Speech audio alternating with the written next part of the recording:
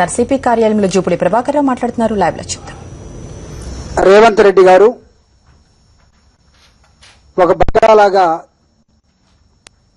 బలైపోయి నిన్న సాయంత్రం 5 గంటలకి మొన్న సాయంత్రం షర్మిలా గారు మాట్లాడితే నిన్న సాయంత్రం 5 గంటలకు ఒక ప్రెస్ మీట్ పెట్టి ఆ ప్రెస్ మీట్ లో తను 2 అంశాల మీద, ఒకటి రక్షణ స్టీల్స్, అదేవిధంగా బ్రదర్ అనిల్ కుమార్ గారికి సంబంధించినటువంటి మెరాకిల్ అనే ఒక ఆర్గనైజేషన్, ఈ 2 ఒకే అడ్రస్ లో ఉన్నాయి, ఒకే బిల్డింగ్ లో ఒకే అపార్ట్మెంట్ లో కనబడుతున్నాయి, కాబట్టి మీకు సంబంధం లేదా అన్న ధోరణి ఒకటి. రెండవది, రక్షణ స్టీల్స్ తెలంగాణ ప్రాంతంలో కాకుండా కృష్ణా జిల్లాకి వెళ్ళిపోవటం కోసం సిద్ధపడుతున్నారు, వీళ్ళు తెలంగాణ ద్రోహులు అని సగం సగమే మిడిమిడి జ్ఞానంతో చేసినటువంటి ఆరోపణలు ఇవి తెలుగుదేశానికి సహజంగా వస్తున్నటువంటివి. కానీ షర్మిలా గారు విసిరినటువంటి ఛాలెంజ్ కి మీ దగ్గర సమాధానం లేకపోగా తప్పించుకునే విధానంలో తప్పుల్ని నూరిపోస్తూ పదే పదే ప్రజలకి తప్పుడు సమాచారం ఇస్తున్నటువంటి తెలుగుదేశం పార్టీ తన విధానాల్ని మార్చుకోవాలని, ఎవరినైతే తన ద్వారా మాట్లాడిస్తుందో దయచేసి ఆ వ్యక్తులు కాస్త చదువుకొని హోంవర్క్ చేసి పత్రికల ముందు, ఎలక్ట్రానిక్ ముందు మాట్లాడితే మంచిదని, ఏది ఏమైనా కొన్ని వాస్తవాల్ని ప్రజలకు చెప్పాలి. కాబట్టి షర్మిలా గారి ఛాలెంజ్కి మీ దగ్గర సమాధానం లేవని మాకు తెలుసు, కానీ మీరు ఆడుతున్నటువంటి అబద్ధం ఇది ప్రజలు ఏమాత్రం స్వీకరించకూడదు, స్వీకరించట్లేదు. మా మీద కొంత బాధ్యత ఉన్నది వాస్తవాల్ని మీ ముందు పెట్టడం కోసం. అందుకోసమే ప్రత్యేకమైనటువంటి ప్రెస్ మీట్ కొన్ని వాస్తవాలతోటి మీ ముందు పెట్టడం జరుగుతుంది. ప్రధానంగా ఈ ఫ్లాట్ నంబర్ 202 సోమాజిగూడలో ఉన్నటువంటి ఫ్లాట్ నంబర్ 202 ఇది రక్షణ స్టీల్స్ కి, అదేవిధంగా బ్రదర్ అనిల్ కుమార్ గారికి సంబంధించినటువంటి మెరాకిల్ ఫౌండేషన్ కి రెండింటికి ఒకటే అడ్రస్ అని పాపం రేవంత్ రెడ్డి గారు తెలుసో తెలియకో ఒక మాటని అలా వదిలాడు.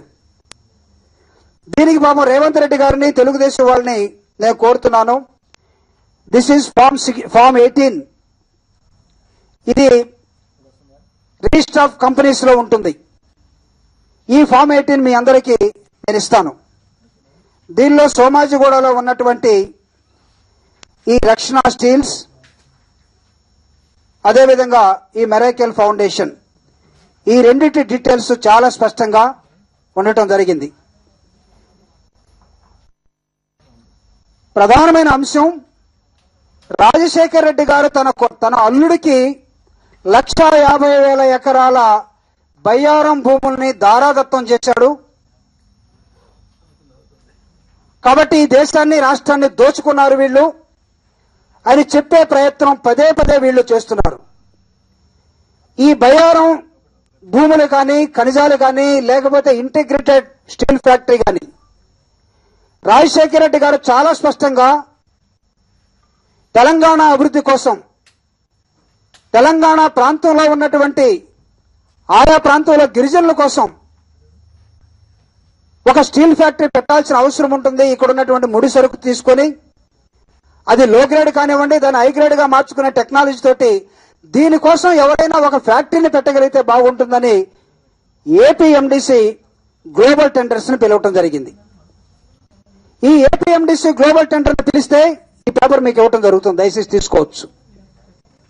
ఏపీఎండిసి గ్లోబల్ టెండర్ లో వచ్చినటువంటి ఇద్దరు, ఒకరు రక్షణ స్టీల్స్, రెండో వాళ్ళు ఇంకొకరు. టెండర్స్ ప్రాసెస్ పాపం తెలుగుదేశానికి తెలియదని కాదు. నేను అడుగుతున్న, తెలంగాణ ప్రాంతం మీద మీకు అంత ప్రేమ ఉన్నట్లయితే ఈ బయ్యారం కానీ, లేకపోతే వరంగల్లో ఉన్నటువంటి ఆ చుట్టుపక్కల ప్రాంతాలు కానీ ఖమ్మం ప్రాంతంలో కానీ విస్తరించి ఏ విధంగా తక్కువ కాలంలో ఎక్కువ డబ్బులు సంపాదించాలని మీ దగ్గర ఉన్న మీ ఎంపీ నామా నాగేశ్వరరావు గారు ఈ గ్లోబల్ టెండర్ లో మీకు ఎందుకు పార్టిసిపేట్ చేయలేదని నేను అడుగుతున్నా. ఈరోజు అడుగుతున్నారు తెలంగాణను దోచుకోవటం కోసమని. నేను అడుగుతున్నా, మీకు వ్యాపారం ఎలా చేయాలో అద్భుతంగా తెలుసు.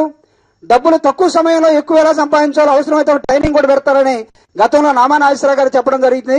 ఇతను ఎందుకు పెట్టలేదు, ఒక టెండర్ లో ఇతను ఎందుకు పార్టిసిపేట్ చేయలేదు? అదే క్రమంలో కోటరీగా తెలుగుదేశంలో ఉన్నటువంటి సీఎం రమేష్ గారు కానీ, లేకపోతే ఇంకా వాళ్ళకి దగ్గరగా ఉన్నటువంటి సృజనా చౌదరి గారు కానీ, వీళ్ళందరూ కూడా దీనిలో పార్టిసిపేట్ చేస్తుంటే బాగుండేది. మీరు ఎందుకు చేయలేకపోయారని నేను అడుగుతున్నా. మీకు తెలంగాణ మీద ప్రేమ ఉందా? తెలంగాణ ప్రాంత అభివృద్ధి మీద మీకేమైనా అవగాహన ఉందా? మీది ఒక అవకాశవాద రాజకీయ పార్టీగా తప్పని పరిస్థితుల్లో మాత్రమే మీరు ఆ వాయిస్ ఇచ్చేవాళ్ళుగా ఈరోజు ప్రజలు మిమ్మల్ని గమనించారు. కానీ ఈ రోజు ఏం మాట్లాడుతున్నారంటే, రాజశేఖర రెడ్డి గారు తన అల్లుడికి మొత్తం దారాదత్తం చేశారని మాట్లాడుతున్నారు. ఈ ఫ్లాట్ నెంబర్ మీరు ఇచ్చినటువంటి దానిలో 202 ఇక్కడ ఉన్నటువంటి అపార్ట్మెంట్ లో దీన్ని బ్రదర్ అనిల్ కుమార్ గారు మల్లాపూర్ లో కాప్రా సబ్ రిజిస్ట్రేషన్ ఆఫీస్ లో తన ఆఫీసుని 16/6/2010 నాడు అక్కడికి రిజిస్ట్రేషన్ చేసుకోవడం జరిగింది. కానీ మీరు మొత్తం ఇచ్చినటువంటి ఇన్ఫర్మేషన్ ఈ రెండు ఆఫీసులు ఒకదానిలోనే ఉన్నాయి, 202లోనే ఉన్నాయి. నేను అడుగుతున్న 101 ఈరోజు రక్షణ స్టీల్స్ దివ్య అపార్ట్మెంట్ లో అక్కడ ఉన్నటువంటి అపార్ట్మెంట్, అదేవిధంగా 203 రక్షణ స్టీల్స్ ఉంది. మీరేం చెప్తున్నారంటే 202 అనేది 202లో వీళ్ళిద్దరు కలిసి ఉన్నారని చెప్తున్నారు. వీళ్ళిద్దరు కలిసి వ్యాపారం చేశారని చెప్తున్నారు. ఈ వ్యాపారంలో నిజంగా ఉన్నట్టయితే మీ దగ్గర నేను రేవంత్ రెడ్డి గారిని అడుగుతున్నాను, మీకు కనీసం పరిజ్ఞానం ఉన్నట్లయితే మల్లాపూర్ వెళ్ళండి. ఇప్పుడు మల్లాపూర్ వెళ్లి ఈ సబ్ రిజిస్టర్ ఆఫీసులో కాప్రాలో నేను ఇస్తున్నటువంటి ఒక నంబర్ ఇస్తున్నా, 1వ పుస్తకం సంపుటి 1685 దస్తావేజ్. ఈ సబ్ రిజిస్టర్ ఆఫీసులో మీరు ఇక్కడ ఉన్నటువంటి ఈ బ్రదర్ అనిల్ కుమార్ గారికి సంబంధించినటువంటి ఈ ఆఫీసు అడ్రస్ అక్కడికి ఉందా లేదా కనుక్కోండి. దయచేసి మీరేం చెప్తున్నారంటే, కొండలరావు అనే వ్యక్తి ఈ రక్షణ స్టీల్స్ బ్రదర్ అనిల్ కుమార్ గారు ఆయనకున్నటువంటి మెరాకిల్ ఫౌండేషన్ ఈ రెండు ఒకదానిలోనే ఉన్నాయని చెప్పడానికి ఒక ప్రయత్నం చేస్తున్నారు. తెలుసో తెలియకో ఇంకో కొంతమంది కూడా మాట్లాడుతున్నారు, బొత్స సత్యనారాయణ గారు లాంటి వాళ్ళు. ఆ రెండు అడ్రస్లు చూస్తే తెలిసిపోతుంది కదమ్మా, మీరు ఎందుకు చెప్పాలి ప్రత్యేకంగాని. పాపం తెలుగుదేశం వాళ్ళు ఇచ్చే అడ్రస్సులను మీరు చెప్తున్నారంటే మిమ్మల్ని ఏమనుకోవాలో మాకైతే అర్థం కావటం లేదు. కుమ్మక్కయ్యారా లేదా, లేకపోతే ఒకరికొకరు సహకరించుకుంటున్నారా లేదా మీరు చూడాల్సినటువంటి అవసరం ఉందని కూడా నేను చెప్తున్నాను. రేవంత్ రెడ్డి గారు, తెలుగుదేశం చంద్రబాబు నాయుడు గారు ఏది మాట్లాడమంటే అది మాట్లాడటానికే ప్రయత్నం చేస్తున్నాడు, కానీ వాస్తవాలు మాట్లాడటానికి దయచేసి మీరు ప్రయత్నాలు చేయండి. తెలుగుదేశం నాయకులకి షర్మిల గారు ఇచ్చినటువంటి ఛాలెంజ్ ని మీరు స్వీకరించడానికి సిద్ధంగా ఉన్నారా? లేమో అని చెప్పడం కోసం మీరు ఎక్కడికో పరిగెత్తు ఉన్నారు, ఏదేదో తీసుకొస్తున్నారు. ప్లాట్ఫామ్ అడ్రస్లు ఏదో ఒక సినిమాలో ఉందంటే ఈ ఫోటోలో వ్యక్తిని మీరు చూసారా, ఎక్కడన్నా కనపడ్డా అని ఎత్తుక్కుంటూ పోయే చంద్రబాబు నాయుడు గారిని మీరు ఆ విధంగా చూయించుకుంటూ తిరుగుతూ ఉన్న నేపథ్యంలో ఈ రోజు మీకు ఏమి దొరక్క స్టేట్ గవర్నమెంట్ పగబట్టి రాజశేఖర రెడ్డి గారి కుటుంబం మీద వాళ్ళకి రక్షణ స్టీల్స్ కి ఇచ్చినటువంటి ఆ జీవో 64 and 69 రెండింటిని కూడా క్యాన్సిల్ చేసి ఈ రోజు హైకోర్టులో ఉంది. క్యాన్సిల్ చేసినటువంటి జీవో మీద మీరు చేస్తున్నటువంటి రాద్ధాంతం ఇది ప్రజలు గమనిస్తున్నారు. ప్రజలు మీకు బుద్ధి చెప్పే రోజు దగ్గరకు వచ్చింది. నేను అడుగుతున్నా, ఈ జీవో నంబర్ 64 ఏదైతే ఉందో దీన్ని రాజశేఖర రెడ్డి గారు తన అల్లుడికి దారాదత్తం చేశారంటున్నారు. ఇది రోసే గారు ఇచ్చినటువంటి జీవో. దయచేసి ఇది మీకు ఇస్తాను, మీరు చదవండి. రోసే గారు ఈ జీవోని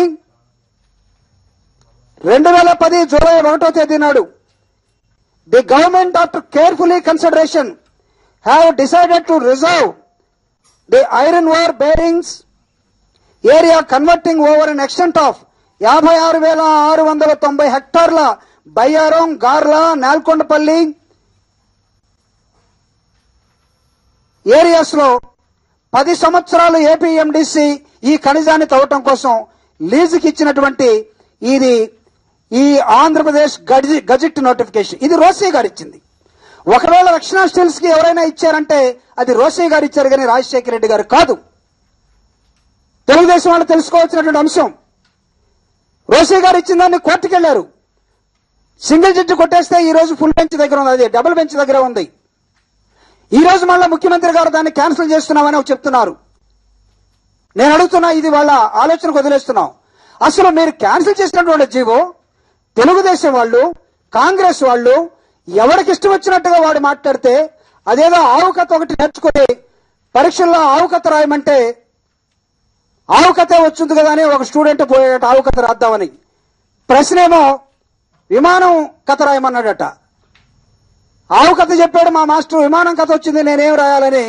ఎప్పుడో ఒకసారి ఎక్కినటువంటి విమానం, ఆ విమానానికి కొన్ని టైర్లు ఉంటాయి, ఇంజిన్ ఉంటుంది, పైలట్ ఉంటాడు, అది మర్చిపోయి విమానం నుంచి కిందకు చూస్తే ఆవు కనబడుతుంటే మళ్ళీ ఆవు కథే రాశాడట.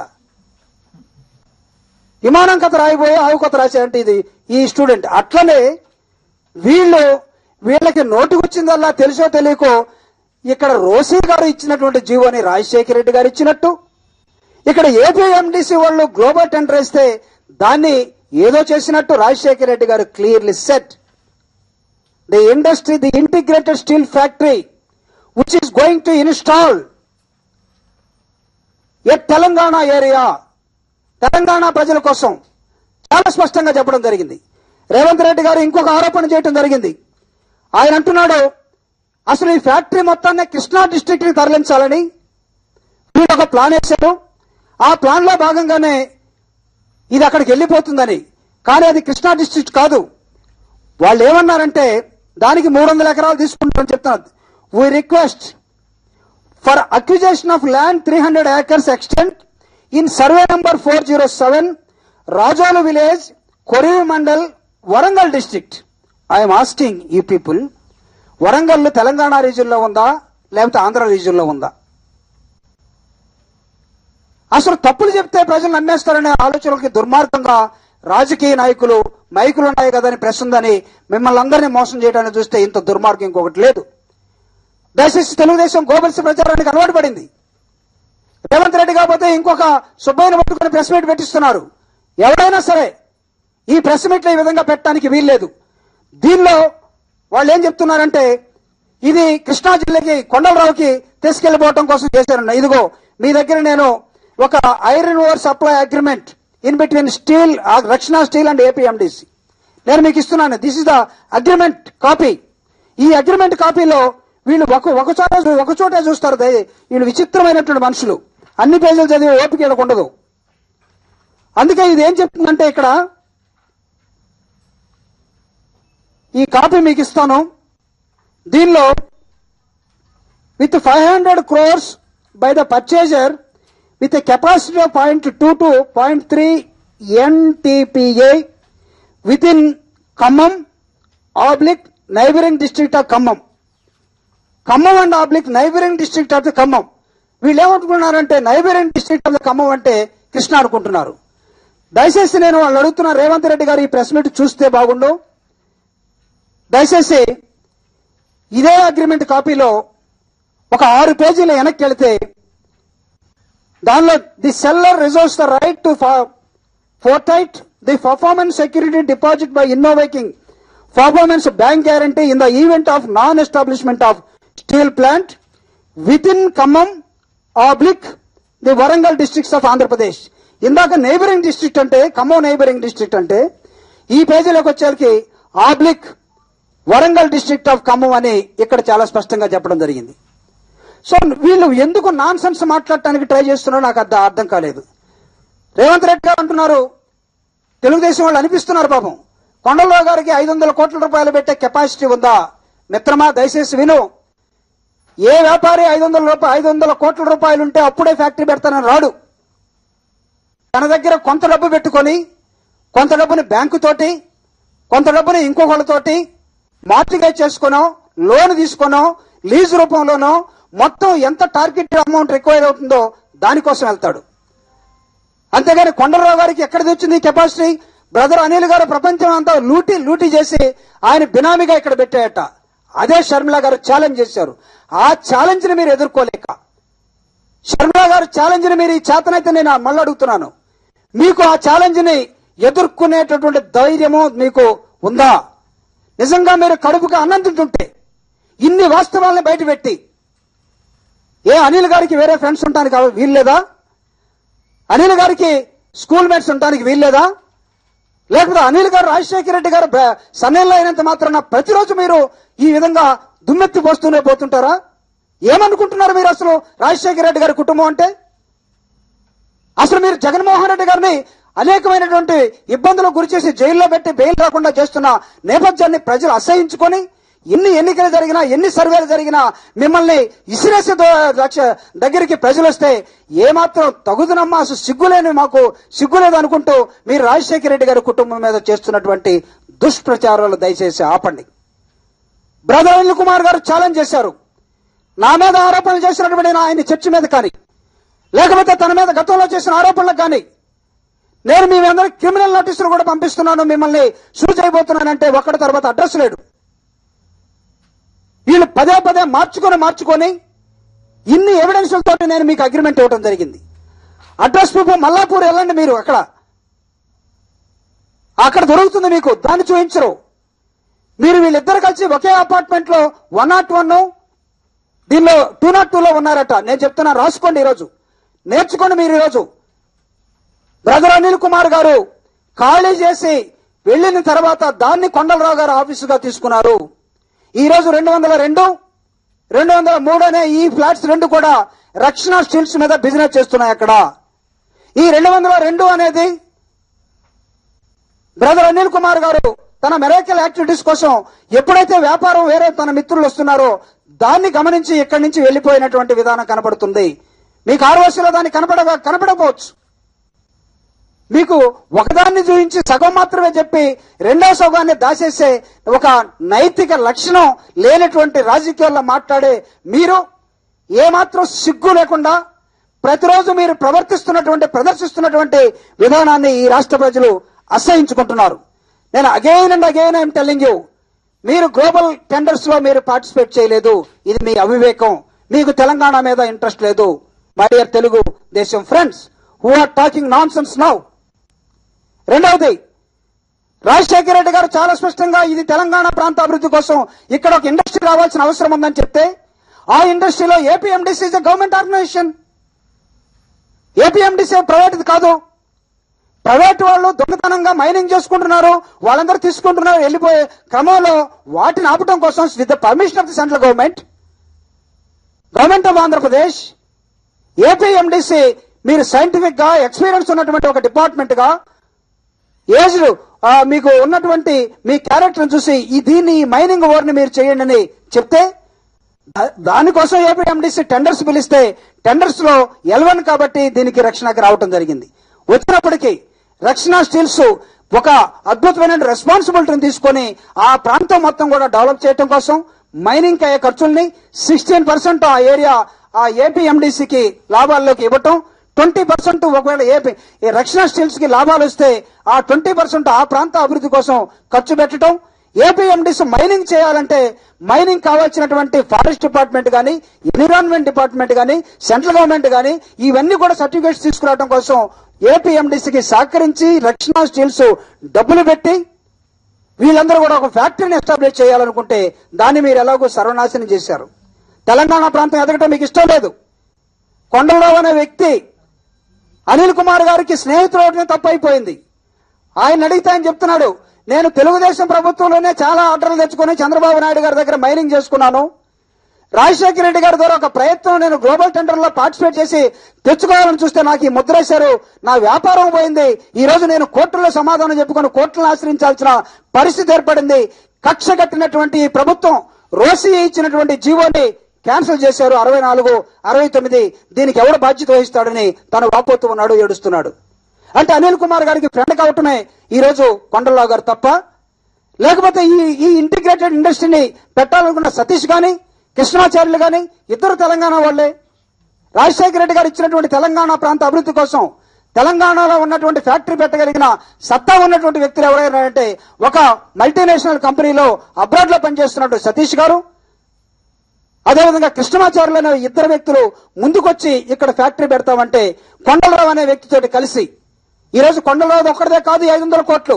APMDC is a part and partial the management and రక్షణ స్టీల్స్, వీళ్ళతో పాటు ఎంఎన్సీ కంపెనీస్, ఇంతమంది కలిసి బ్యాంకుల ప్రోద్బలంతో, అదేవిధంగా కొంత ఫ్రెండ్స్ తోటి, కొంత లీడ్స్ తోటి చేసుకున్నటువంటి వ్యాపారాన్ని మీరు దుర్మార్గంగా నాశనం చేసి, వాళ్ళ నోటికాడ కూడిదీసి, మీకు ఏమైనా తెలంగాణ ప్రాంతం మీద ప్రేమ ఉందంటే మీరు గ్లోబల్ టెండర్స్ లో పార్టిసిపేట్ చేయకుండా ఈ రోజు సీఎం గారు ఈ ఊరిని మొత్తాన్ని విశాఖ స్టీల్ ప్లాంట్కి ఇస్తామని అంటే, లేకపోతే near by district of the Khammam అంటే దాన్ని మీరు కృష్ణాగా చెప్పి, రేపే మహబూబ్ నగర్ అని ఎందుకు చెప్పలేదు రేవంత్ రెడ్డి గారు నాకు అర్థం కాలేదు. It is also my neighbouring district geographical గా. సో ఇన్ని అబద్దాలతోటి తెలుగుదేశం చేస్తున్నటువంటి ఈ వితండవాదం, షర్మిల గారు చేసినటువంటి ఛాలెంజ్ ని ఎదుర్కోలేక పిరికి పందలాగా పారిపోవటానికి సిద్ధపడి తప్పుడు సాక్ష్యాలతోటి, ఇదిగో వీళ్ళిద్దరు ఒకే ఫ్లాట్ లో ఉన్నారు, ఇదిగో వీళ్ళిద్దరు కలిసే చదువుకున్నారు, ఇదిగో వీళ్ళిద్దరు ఒకే చర్చికి పోతున్నారు, ఇవన్నీ రైట్. రక్షణ స్టీల్స్ కు సంబంధించి జూగుడి ప్రభాకర్ రావు మీడియాతో మాట్లాడడం ఇప్పటి వరకు లైవ్ ద్వారా చూసాం. బులెటిన్ షార్ట్ బ్రేక్ తీసుకుందాం. బ్రేక్ తర్వాత ఉర్దూ న్యూస్ బులెటిన్ చూద్దాం. స్టేట్